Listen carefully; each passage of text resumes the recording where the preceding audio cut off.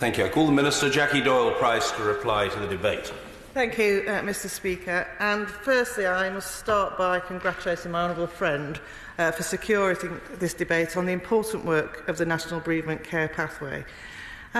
It is only 3 years, Mr Speaker, since my honourable friend was elected to this House, but in that 3 years he's done more than put this issue on the political agenda.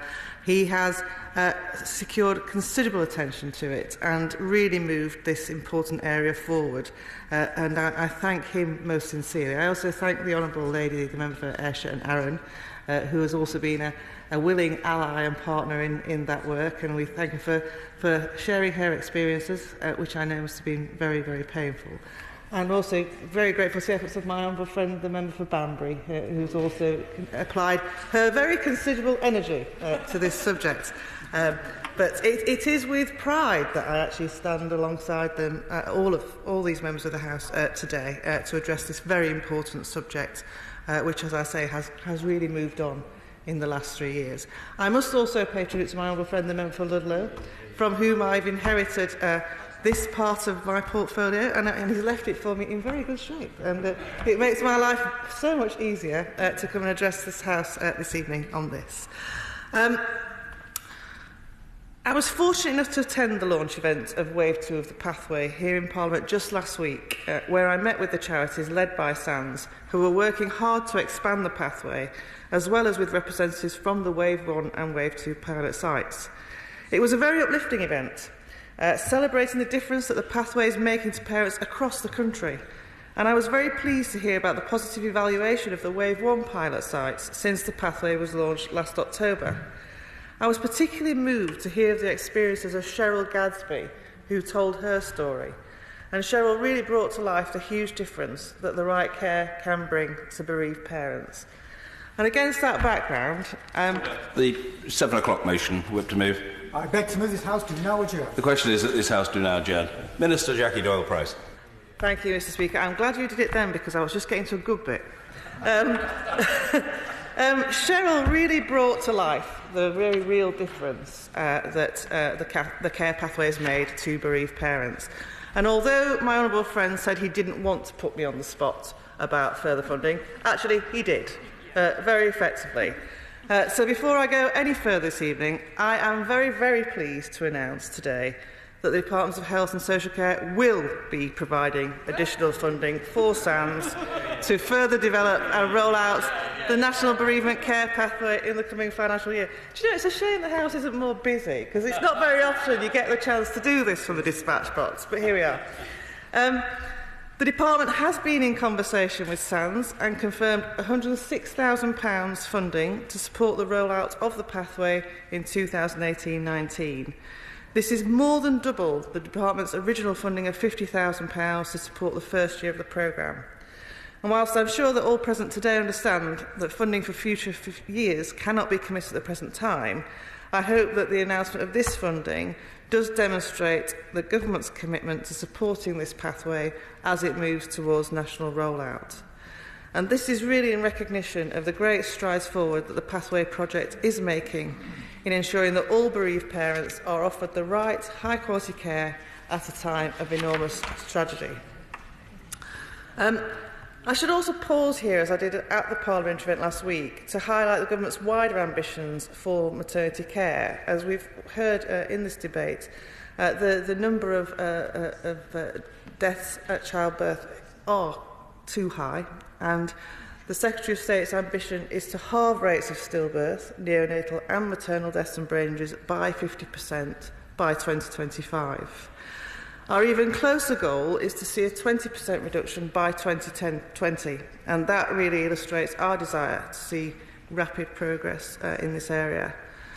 To this end, the Secretary of State launched a refreshed maternity strategy last year, not long after the moving debate on baby loss here in the House last October. The strategy highlights further action the Government and NHS England have taken to improve safety, reduce the number of stillbirths and other adverse maternity outcomes. These initiatives will include funding for a new healthcare safety investigation branch to develop investigation standards and conduct independent investigations into all cases that meet the criteria of each Baby Counts programme run by the Royal College of Obstetricians and Gynaecologists. This will amount to 1,000 cases annually and will improve the rigour and quality of investigations into term stillbirths, neonatal and maternal deaths, serious brain injuries and learning from investigations.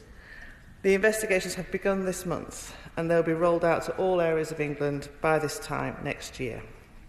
Our other initiatives include more support for safety training for all maternity and neonatal staff and an ambition to reduce the national rate of preterm births from 8% to 6%, building on the world-class expertise already available across the 35 preterm birth clinics in England.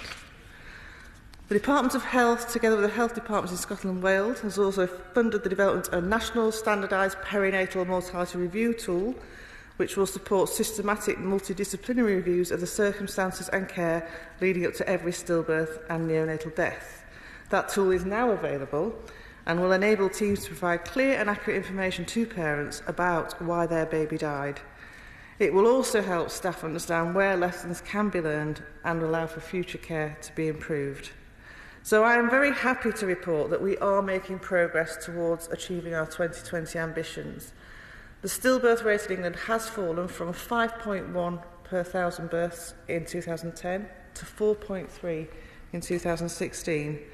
The neonatal mortality rate was 2.7 deaths per 1,000 births in 2016, down from 2.9 in 2010.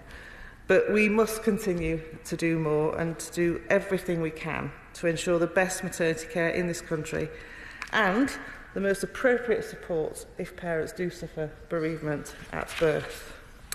So we are committed to providing high-quality bereavement care, and I hope by my announcement this evening I've proved and demonstrated that.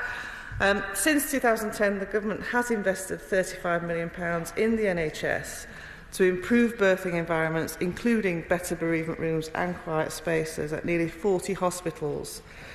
On the 2nd of February this year, the Secretary of State announced the government's intention to conduct a review of whether the law should be changed to allow parents to register a pregnancy loss that occurs at less than 24 weeks gestation, which is something I know that many honourable members have called for. And that review will also look more broadly at what can be done to improve the care and support for parents going through such losses. It is crucial that parents who experience pregnancy loss, regardless of what gestation stage the loss occurs, receive the best care and support possible, and that we use all those opportunities for future learning when things do go wrong. So the review will speak to parents, clinicians and midwives and other experts and develop recommendations to ensure that pregnancy losses before 24 weeks gestation are handled with the same sensitivity and care as those at a later gestation. The Department is also conducting a review on whether the law ought to be changed to enable or require coroners to investigate stillbirths. Currently, coroners only have the power to investigate if there is doubt as to whether a baby was stillborn or lived independently, regardless of whether doctors have declared it a stillbirth. Some parents feel that a coroner's investigation would help provide answers when a baby is stillborn and that this learning could help avoid similar tragedies in the future. So as part of this review, the Department is working with the Ministry of Justice to consult with parents and experts about whether, and if so how, current legislation on coronial powers for stillbirths should be amended to ensure that all avenues for investigating and learning from tragic events are considered. I'd like to conclude, Mr. Speaker, by thanking once again all members of this House who have done so much to raise awareness of what can be done to support bereaved families through such tragedies. I'm delighted to have been able to announce further funding for the National Care Bereavement Pathway today, and I will be following closely its developments as Wave 2 of the pilot sites get underway. Yeah.